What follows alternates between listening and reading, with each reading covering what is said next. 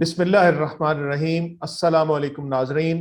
पिछले एपिसोड में हमने इस्टेब्लिश हिस्टोरिकल फैक्ट्स और इंडिविजुअल रिपोर्टिंग के हवाले से कुछ गुफ्तगू की थी। दोस्तों के सवालात से एहसास हुआ कि शायद इन दोनों बातों की क्लैरिटी नहीं हो पाई। 1965 की पाकिस्तान और हिंदुस्तान के माबैन जंग हमारे माजी करीब का वाक़या है। आज हम इसे मिसाल बनाते हुए कोशिश करेंगे कि इन दोनों यानी इस्टेब्लिश हिस्टोरिकल फैक्ट्स और इंडिविजुअल रिपोर्टिंग में फ़र्क की क्लैरिटी हो जाए। मैं मोहम्मद इसहाक हूँ और इस प्रोग्राम में मेरे साथ शरीक गुफ्तगू रहेंगे परवेज़ हाशमी साहब, खुरम खान साहब और डॉक्टर असद इम्तियाज़ साहब। नाजरीन, मैं अब जनाब डॉक्टर असद इम्तियाज़ साहब से गुजारिश करूँगा कि क्या वो भी ये समझते हैं कि इनके सामने कुछ ऐसे सवालात आए, कुछ दोस्तों ने इनसे बात की कि इस्टेब्लिश हिस्टोरिकल फैक्ट्स और इंडिविजुअल रिपोर्टिंग, इसमें क्या फ़र्क है और हमें इसको कैसे एक्सप्लेन करना चाहिए। जनाब डॉक्टर असद इम्तियाज़ साहब। जी, thank you very much Ishaq Sahab. तो मैं थोड़ा सा अपने व्यूअर्स के लिए यहाँ पे ऐड कर दूं कि ये सारी डिस्कशन हमारे जो ओरिजिनल टॉपिक है, the existence of the personal God, उसके तनाज़र में हो रही है। जो हमारी लास्ट टाइम भी हमारी डिस्कशन हुई थी कि इस्टेब्लिश्ड हिस्ट्री और इंडिविजुअल रिपोर्टिंग के हवाले से, तो उसमें इत्तेफाक से हम जो आगे डिस्कस करना चाहेंगे, जो सवाल रेज किया गया है, जिन्होंने रेज किया वो मेरे भी कॉमन फ्रेंड हैं। तो इत्तेफाक से व्हाट्सएप पे उन्होंने मुझे भी ये चीज़ कही और पूछी कि जो आपने लास्ट टाइम ये बयान किया है कि नस्ल दर नस्ल चीज़ें ट्रांसफ़र होती हैं, नीचे आती हैं, तो उसमें तो फिर बात वो नहीं रहती। वो उन्होंने ख़ास तौर पर हदीस के हवाले से, ये उनकी क्रेडिबिलिटी के हवाले से ये क्वेश्चन रेज किया था। तो इत्तेफाक से अल्हम्दुलिल्लाह, thanks to our teacher Parvez Hashmi साहब के लास्ट प्रोग्राम से मुझे ये दोनों में ये फ़र्क क्लियर हो गया था कि इस्टेब्लिश हिस्ट्री हिस्टोरिकल फैक्ट्स और हैं और इंडिविजुअल रिपोर्टिंग के और लवाज़मात हैं, जो कि अभी हम आगे जाके एक मिसाल से समझेंगे।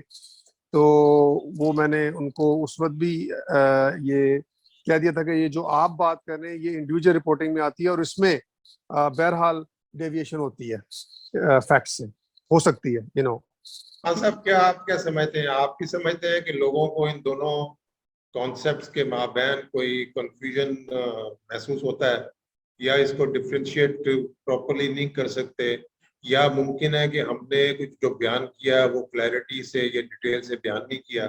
आपके सामने क्या एक्सपीरियंसेस? मुझसे पूछा सर? नहीं, खुरम खान साहब जी।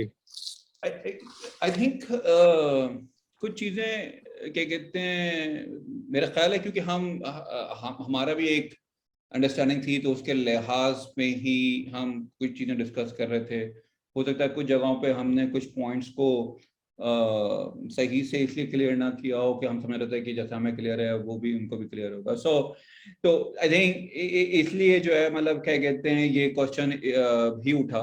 और दूसरा, जैसे डॉक्टर साहब ने भी इस बात को वो किया कि लोग उनसे जैसे पूछा गया, या तो इस किस्म की जो क्लैरिटी है वो मैं भी क्या कहते हैं नोट करता हूँ कि लोगों को नहीं है कि इंडिविजुअल रिपोर्टिंग और एस्टैब्लिश हिस्ट्री में क्या फर्क होता है। एक जमाने में मैं भी थोड़ा सा इसमें ओवरलैपिंग का एक मेरी अंडरस्टैंडिंग होती थी कि मैं ये एग्जैक्टली नहीं बता पाता था कि आप किसको इंडिविजुअल हिस्ट्री कहेंगे, रिपोर्टिंग कहेंगे और एस्टैब्लिश फैक्ट। मगर हमारे ही डिस्कशन से और हमारी प्रिपरेशन से भी इसकी बड़ी क्लैरिटी हुई है। मगर अब ऐसा लग रहा है कि आई थिंक हमें थोड़ा सा एक आध एग्जाम्पल और दे के इसको मजीद वाज़ेह कर लेना चाहिए। इसाक साहब, आपका क्या एक्सपीरियंस इस बारे में? जी, मैं महसूस करता हूँ कि ये एक ऐसा नुक्ता है जो बहुत से लोगों को क्लियर नहीं है, और ये क्लैरिटी ना होने की वजह से एक बड़ा मसला हमारे मजहबी जो स्कॉलर्स हैं उनके यहाँ भी ये पाया जाता है। अगर ये चीज़ पूरी तरह से क्लियर हो जाए कि एक चीज़ जो है वो इस्टेब्लिश हिस्टोरिकल फैक्ट की नौयत की है और दूसरी इंडिविजुअल रिपोर्टिंग की है, तो हम बहुत सी चीज़ों को बड़ी अच्छी समझ सकते हैं। मसलन कुरान और सुन्नत हम जब बयान करते हैं और फिर सुन्नत और हदीस का फर्क बयान करते हैं, बिल्कुल तो वहां पे ये क्लैरिटी होगी तो हम बहुत अच्छी तरह से ये बता सकते हैं कि हदीस हमारे दीन में क्या मकाम रखती है और ज़ाहिर है उससे हम किस तरह से रहनुमाई ले सकते हैं, और इसी तरह से सुन्नत की क्या अहमियत है, क्या इनमें कोई फर्क है या एक ही चीज है। तो ये अगर हमें इसकी क्लैरिटी होगी एस्टैब्लिश हिस्टोरिकल फैक्ट्स की और इंडिविजुअल रिपोर्टिंग की, तो हम इसको बड़ी अच्छी तरह से समझ सकते हैं और इससे हम अपने दीन की रहनुमाई को भी बहुत बेहतर कर सकते हैं। जी, वो हमने तो एक्चुअली ना इसको एक मजहबी नैरेटिव के तौर के ऊपर बयान ही नहीं किया। हमने कहा देखें, इंसान आया इस दुनिया में, यानी हम समझते हैं कि तकरीबन कोई 15,000 साल से ज्यादा नहीं हो सकते, वेयर एज मॉडर्न ह्यूमन या होमोसेपियन सेपियन के हवाले से साइंस कहती है कि ये तकरीबन 40,000 ईयर्स। हमने पिछले कुछ प्रोग्राम किए थे, उसमें बकायदा हमने ये जो गूगल से चीज निकाल के उसके लिंक वगैरह भी कर दिए थे। जी।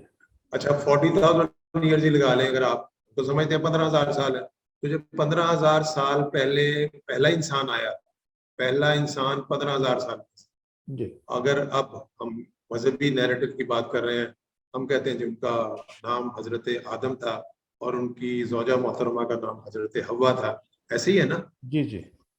अब ये जो थे, इनमें नुक्त की बोलचाल की सलाहियत थी क्योंकि इसके अंदर वो सेल्फ था। जी। अब ये जो एक असल है, चले थोड़ा सा बात वो कर लेते हैं कि कॉन्सेप्ट ऑफ सेल्फ के हवाले से हम क्या समझते हैं कि एक सवार है और एक उसकी सवारी है। जी। सवारी है जिस्म है और सवार वो सेल्फ है जो कि टेस्ट में है, जी। जो कि किसी और जगह से अल्लाह ताला भेजता है उसको टेस्ट के, वो सवार है, ये सवारी है। मगर अल्लाह ताला ने इनके माबैन ऐसा यानी समझे कनेक्शन रखा हुआ है कि एक का असर दूसरे के ऊपर होता है। जी। अब जो एक्सपीरियंसेस उसके होंगे सवार के, मैं सवार की बात कर रहा हूँ, सवार बयान करेगा सवारी की जुबान से ही, मगर एक्सपीरियंस उसके हैं।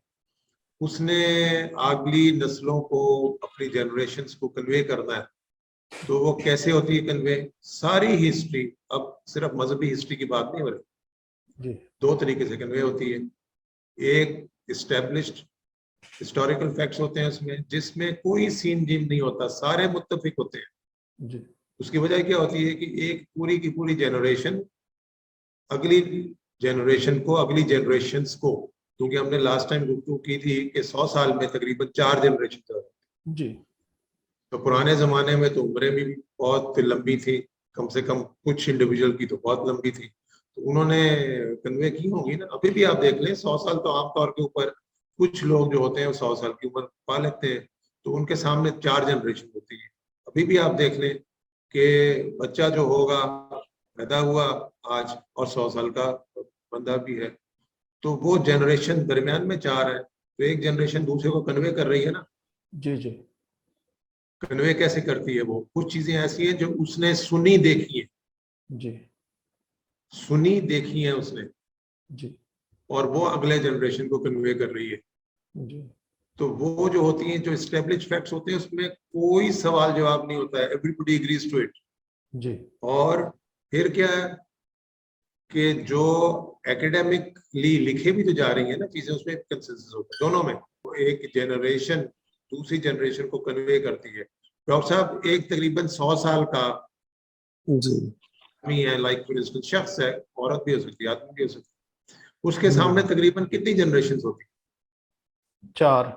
मेरे ख्याल में 4 जनरेशन तो आ ही जाएंगी। 4 जनरेशन। अब जो जी। ऊपर वाली जनरेशन है वो नीचे वाली जनरेशन को कन्वे करेगी ना, या जनरेशन को बिल्कुल। कन्वे करेगी। तो यस। क्या करेगी? जो उन्होंने देखा, जो उन्होंने सुना, अपने कानों से सुना, अपनी आंखों से देखा, ये भी कन्वे करेगी। और कुछ अगर पढ़ा है तो वो भी कन्वे करेगी। बिल्कुल। तो जो उन्होंने अपनी आंखों से देखा, कानों से सुना, वो कन्वे कर रही है। और एस्टेब्लिश्ड हिस्टोरिकल फैक्ट्स होते हैं वो, जिसमें सारे एग्री करते हैं। ये अब नेशंस की बात हो रही है, अब इंडिविजुअल की बात नहीं खाली हो रही। तो हमने ये कहा था कि हम इसको एक एग्जाम्पल लेके डिस्कस जी। करते हैं ताकि लोगों को ये समझ में आ जाए कि भाई ये एक चीज नहीं है, क्योंकि हमें जो हमारे दोस्तों ने पूछा था उन्होंने इसको मिक्सअप कर दिया कि ये एक ही चीज है। तो खैर उन्होंने एक मजहबी नैरेटिव, उन्होंने कहा जी फिर हदीस में जो आती है, जो दास्तानें बयान होती हैं, जैसे आप अब कह रहे हैं, तो वो दास्तानें आहिस्ता आहिस्ता डिस्टॉर्ट भी होती है। नहीं, इस्टेब्लिश्ड हिस्टोरिकल फैक्ट डिस्टॉर्ट नहीं होते, इंडिविजुअल रिपोर्टिंग होती है। और जो इस्टेब्लिश्ड, अगर हम बिल्कुल मजहबी नैरेटिव के हवाले से देखें, कुरान और सुन्नत ये इस्टेब्लिश्ड हिस्टोरिकल फैक्ट्स के तहत आएंगे, और सारी अहादीस जो आएंगी वो इंडिविजुअल रिपोर्टिंग के तहत आएंगी। सही। तो देखें उनका टेक्निकल नाम ही यही है, अखबार अहाद। अखबार अहाद मींस इंडिविजुअल रिपोर्टिंग। और उनपे Please. तहकीक होती रहेगी, उनपे क्या कहते हैं हर वक्त सोचो विचार होती रहेगी, राइट? मतलब ये था, और हर जमाने में होती रहती है, और उसमें डिफरेंस ऑफ ओपिनियन भी हो सकता है। बिल्कुल। अब मेरा ख्याल है कि बेहतर ये है अपने इसाक साहब कि आप जो बात कर रहे थे अभी इंट्रो में आपने बयान किया कि 1965 वॉर, क्योंकि हमारी इमीडिएट हिस्ट्री है ना ये, जी जी। इसकी मिसाल लेते हैं। इसमें जनाब दो चीजें अलग अलग कर लेते हैं कि इसमें ये हिस्टोरिकल फैक्ट्स हैं और ये चीजें जो आएंगी वो इंडिविजुअल रिपोर्टिंग में आएंगी, ताकि लोगों को क्लियर हो जाए what we are talking about. बिल्कुल मकसद हमारा यही है, सही। तो क्योंकि लास्ट टाइम जो हमारा प्रोग्राम था उसमें चीजें मुमकिन है कि मिक्सअप हो गई। जी जी बिल्कुल ठीक है।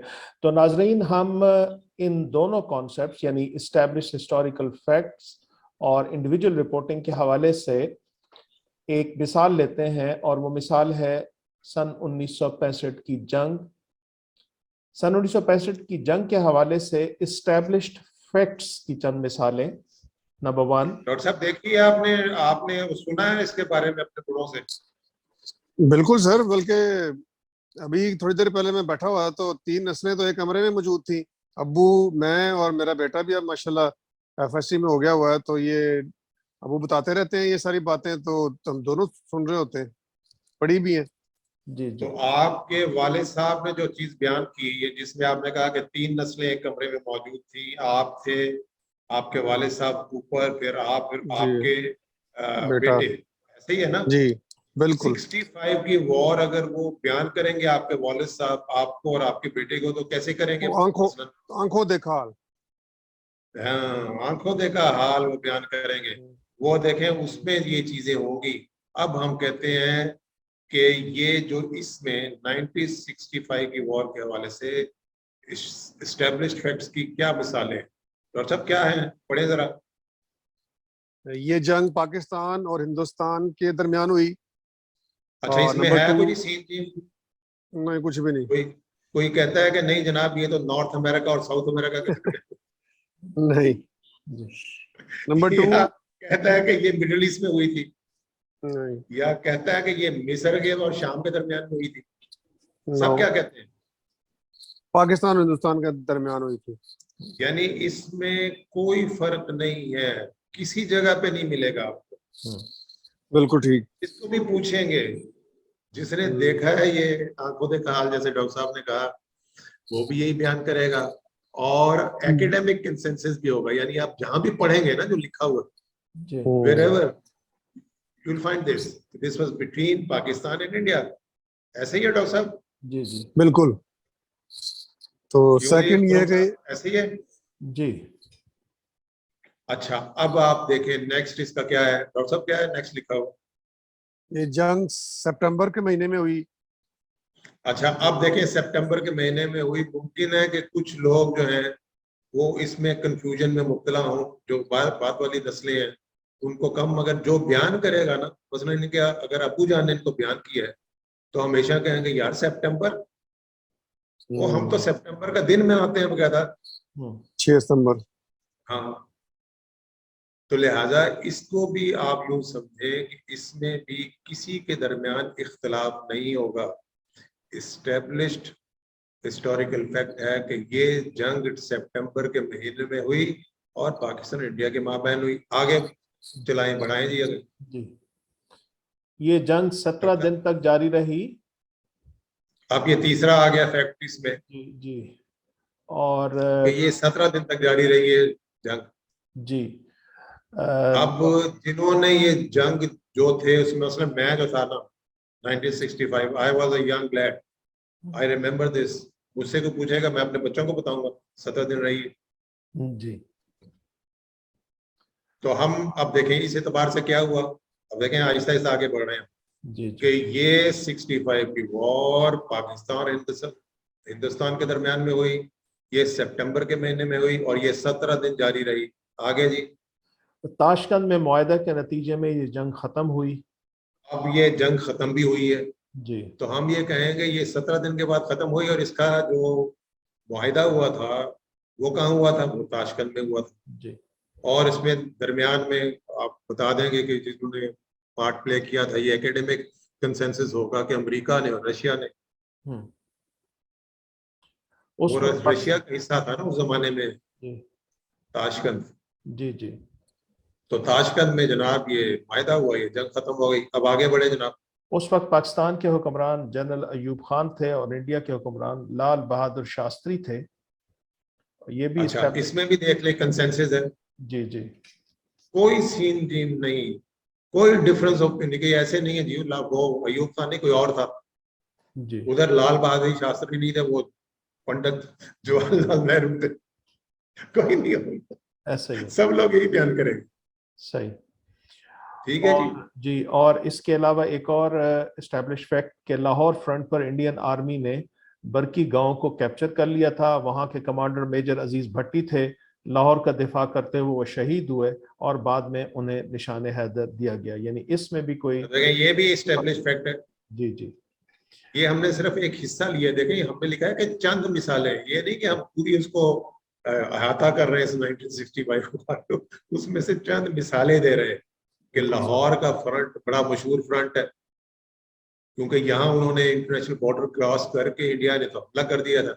और बरकी गांव, ये बिल्कुल आपको पता है, आपको शायद खुरम साहब पता ना हो, आप क्योंकि कराची में है तो आपको पता नहीं होगा कि बरकी बिल्कुल, ये बरकी जो एक हमारी बीआरपी नहर है।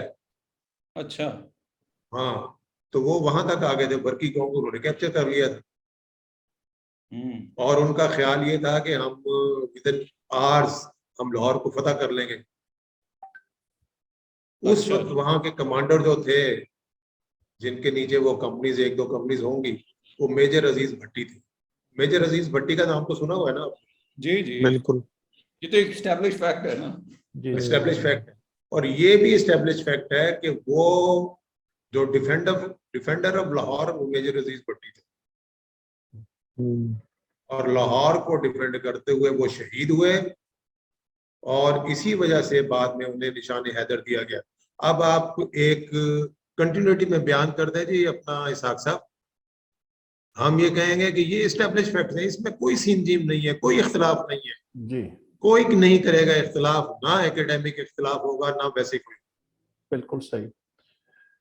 तो यानी इस लिहाज से तो ये अब क्लैरिटी आ रही है कि एस्टैब्लिश हिस्टोरिकल एस्टैब्लिश फैक्ट्स असल में वो तो इसमें चीजें भी बयान कर दें ये कि हम पूरी 1965 वॉर का अहाता नहीं कर रहे, चंद मिसालें बयान कर रहे हैं अपना, यानी क्लैरिटी लाने के लिए। जी हाँ। और एक बात ये है कि ये एस्टैब्लिश फैक्ट है, अगर कोई इससे इख्तलाफ करता है तो उसको वाकई प्रूफ खुद करना होगा कि ये ऐसे नहीं था। उसका और ओनर्स ऑफ प्रूफ उसको लाई करे, उसके ऊपर लाई करेगा तो वो जी, जी। साबित करे। वो हमसे क्यों कहता है कि हम साबित करेंगे? भाई हम तो एक हिस्टोरिकल, आप मुझसे पूछेंगे तो मैं कहूंगा मैंने तो देखी भी है। चले आप लोग तो यंग है, आपने नहीं देखी, अगर आपने उनसे सुना है जिन्होंने देखी है। जी ठीक है कि नहीं? बिल्कुल सही। तो वो एक आदमी कहता है कि नहीं नहीं ये पाकिस्तान और हिंदुस्तान के माबैन नहीं हुई, तो भाई उसके ऊपर है, उन्होंने सब बोला है, वो साबित करे, वो हमें ना कहे, वो साबित करे। वो कहेगा नहीं नहीं सितंबर आप कह रहे हैं, ये तो जनवरी के महीने में हुई थी, भाई वो साबित करे ना। वो कहे जी 17 दिन नहीं, ये तो 17 माह जारी रही थी, या ये 3 दिन में खत्म हो गई थी। भाई फिर owners of proof lies on him, वो साबित करे। फिर ये कि जी उस वक्त वो कहेगा नहीं नहीं आप तो, आपको तो गलतफहमी होगी, जनरल अय्यूब खान तो थे ही नहीं उस वक्त, यही खान थे। हम्म, उधर वो लाल बहादुर शास्त्री साहब नहीं थे, उधर तो पंडित जवाहरलाल नेहरू थे। भाई वो साबित करे, फिर हम नहीं साबित करें। सही है। तो हम आगे। इसको आगे बढ़ाते हैं जी। अब हम 1965 की जंग के हवाले से इंडिविजुअल रिपोर्टिंग की चंद मिसालें देखते हैं। और हम ये वाजे कर चुके हैं कि इंडिविजुअल रिपोर्टिंग में बहुत से सवालात पैदा होते हैं, ये उस तरह की इस्टेब्लिश चीज़ें नहीं होती। मसलन 1965 की ये जंग इंडिया और पाकिस्तान में किसने शुरू की, ये अभी तक अंडर डिस्कशन है। अभी भी बहुत से लोग यहाँ पर ऐसे होंगे जो ये कहेंगे कि ये इंडिया ने शुरू की थी, बास कहेंगे पाकिस्तान में। तो इसके अंदर उस तरह का कॉन्सेंसस मौजूद नहीं होता। इस पे तफसील से चीज़ें आ रही होती हैं और इस तरह की रिपोर्टिंग जो है वो इंडिविजुअल नौयत की होती है। यानी और इसको अगर डिटरमिन करना है ना, मसलन कोई न्यूट्रल आदमी है जी, और किसी नतीजे को पहुंचना चाहता है, उसको बहुत कुछ स्टडी करना पड़ेगा। और स्पेशलिस्ट आदमी होते हैं जो कर सकते हैं, not everybody can do it. बिल्कुल सही है जी। और उसमें जो स्पेशलिस्ट होंगे दो चार, उन्होंने अपनी अपनी राय, मुमकिन है आप उससे एक से एग्री करें, मुमकिन है दूसरे से एग्री करें, मगर ये इस्टेब्लिश चीज नहीं है। सही है जी। इसी तरह से Next क्या है? 1965 की इस जंग में किसका पलड़ा भारी रहा, ये जंग पाकिस्तान ने जीती या इंडिया ने जीती, तो इस पे भी आपको डिफरेंट ओपिनियंस जो हैं वो सामने आएंगे। इंडियन एक ओपिनियन है जी, पाकिस्तान का दूसरा ओपिनियन है। कुछ इंडिविजुअल्स ने, न्यूट्रल्स बंदों ने काम किया है, उन्होंने किस बुनियाद के ऊपर काम किया है वो बता देंगे। एक एक चीज बताएंगे, एरिया कितना कैप्चर किया था, टैंक कितने उन्होंने, इन्होंने कितने तबाह किए, उन्होंने कितने तबाह किए, तैयारे इन्होंने कितने तबाह किए, बेशुमार चीजें जो इसमें आ जाएंगी। जी, मगर ये उस नौयत की चीज नहीं है, ये एस्टेब्लिश्ड हिस्टोरिकल फैक्ट्स की जिम्मन में नहीं आती।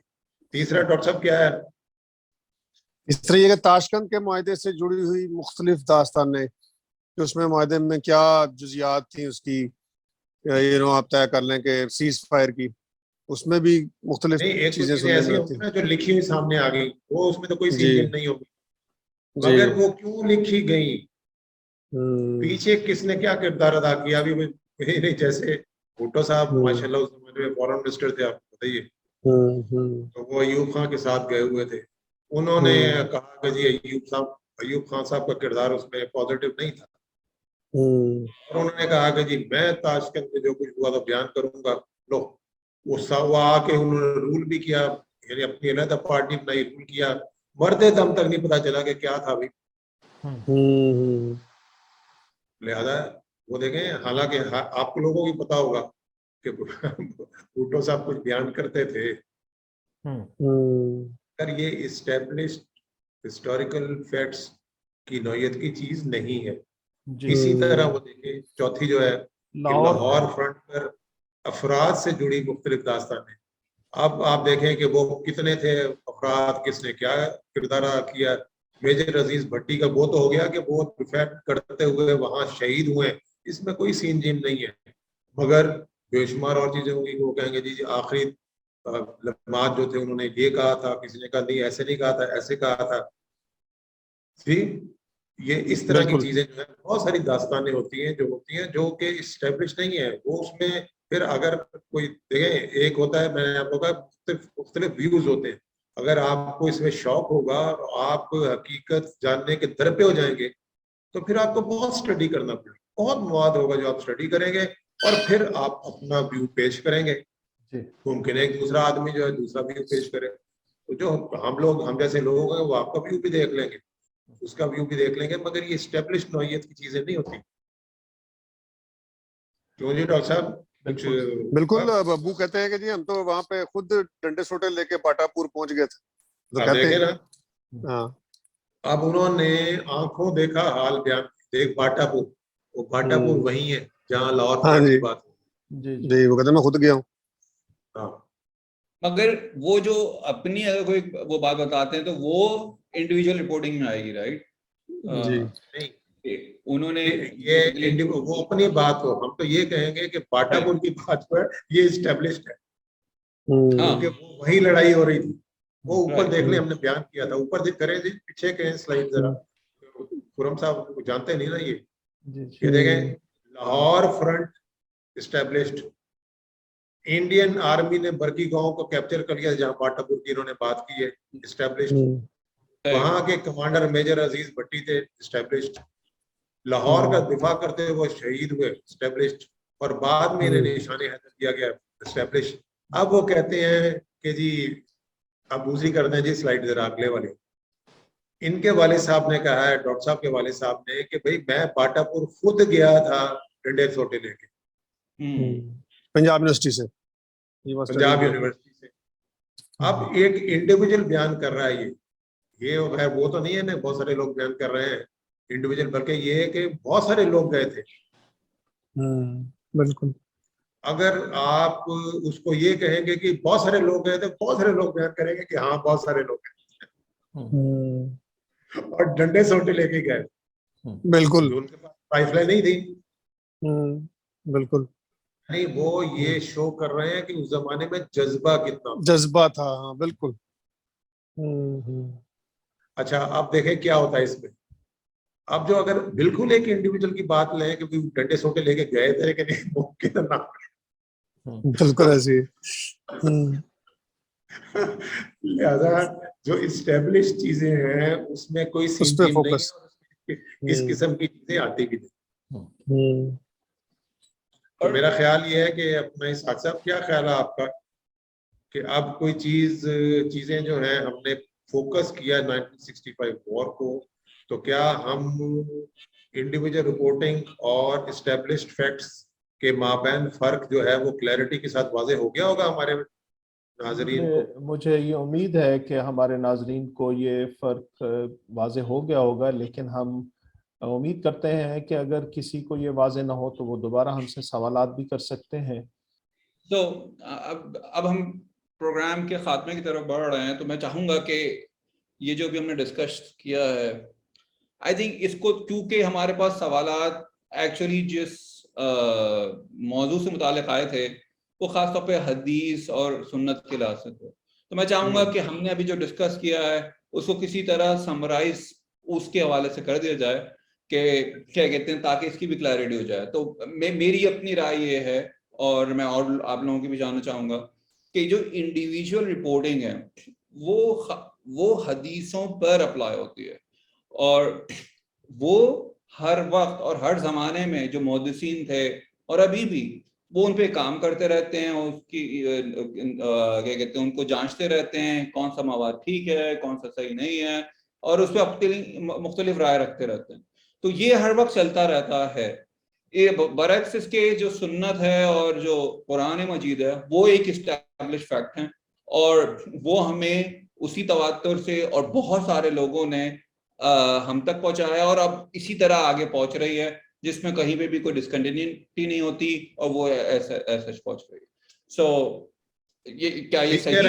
देखिए, सुन्नत का मतलब ये है, सुन्नत का मतलब जो है ना असल में अरबी में ये है कि ऐसा रास्ता जिसके ऊपर चल चल के लोगों ने बिल्कुल उसे प्लेन कर दिया, पदरा कर दिया, प्लेन कर दिया, इतने चले हैं उसके ऊपर। अब इसकी मिसालें अगर आप देखेंगे तो आप ये 5 वक्त की नमाज जो पढ़ते हैं ये क्या है, यानी अगर मरासिम अबूदियत की मिसालें ले लें, ये सुन्नत है, यानी ऐसा रास्ता जिसके ऊपर चल चल के लोगों ने। अब वो सुन्नत में लोगों को कंफ्यूजन हो जाता है कि वो सुन्नत एक इस्तिलाह भी है जी, जो यूरिस की इस्तिलाह, उसकी बात नहीं कर रहे हैं हम आम लफ्ज की बात कर रहे हैं जी। ऐसा रास्ता जिस पर लोग चलते आए हैं और चल चल के उस रास्ते को बिल्कुल उन्होंने प्लेन कर दिया हुआ, हमवार कर दिया हुआ, इतने चले हैं। तो उसकी अगर लेट से मिसालें लें आप मरासिम अबूदियत के हवाले से, तो नमाज है, उसकी मिसाल लें तो रोजे है, उसकी मिसाल लें तो हज है, उसकी मिसाल लें तो उम्रा है, ठीक है कि नहीं? अच्छा, उसकी मिसाल लें आप मसलन माशरती एटिकेट्स के हवाले से, तो जी क्या है अपने साथ साथ माशरती एटिकेट्स के हवाले से क्या मिसालें हैं? जब हमारे यहाँ बच्चे की पैदाइश होती है तो हमारे यहाँ उसके दाएं कान में अजान दी जाती है, बाएं कान में अकामत होती है, फिर उसके खतने होते हैं। इसी तरह से तजीज़ व तकफीन के हवाले से हमारे यहाँ जब किसी की वफात होती है तो उसको गुस्ल दिया जाता है, फिर उसके बाद उसका जनाजा है। ये सब चीजें सुन्नत से मुताबिक हैं। यानी आम देखे ना, आम में ये है कि जब आप एक दूसरे से मिलते हैं, जी, व्हाट डू यू से, अस्सलाम वालेकुम। और वो कहता है वालेकुम अस्सलाम। ये क्या चीज है? How did you learn it? जी, ये भी सुन्नत है, यानी हमने ये इसको। सुन्नत है, जी, ये सुन्नत है, ये जरूरी है। You eat with your right hand, ये सुन्नत है।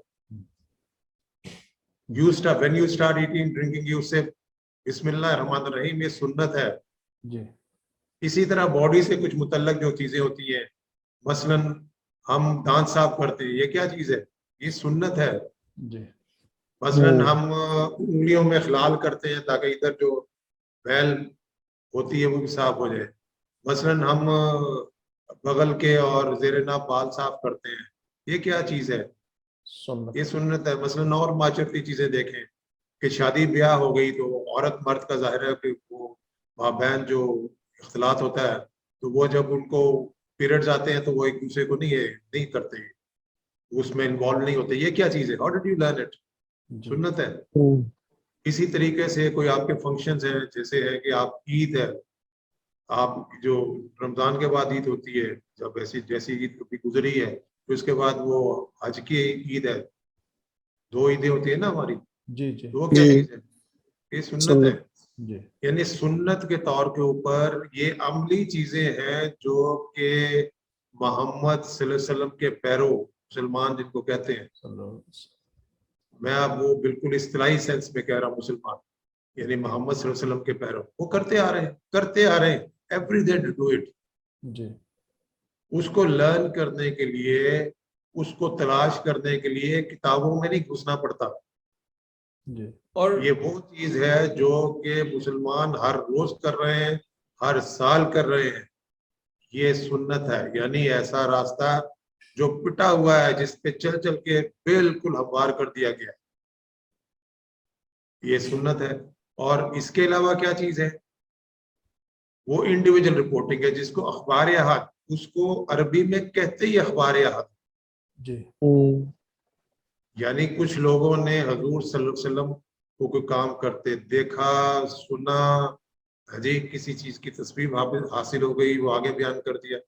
वो हजूर सल्लल्लाहु अलैहि वसल्लम ने ये जिम्मेदारी नहीं डाली थी उनके ऊपर, उन्होंने अपने तौर के अपना इनिशिएटिव लिए, बयान कर दिए, कर दिया, ना करते ना करते।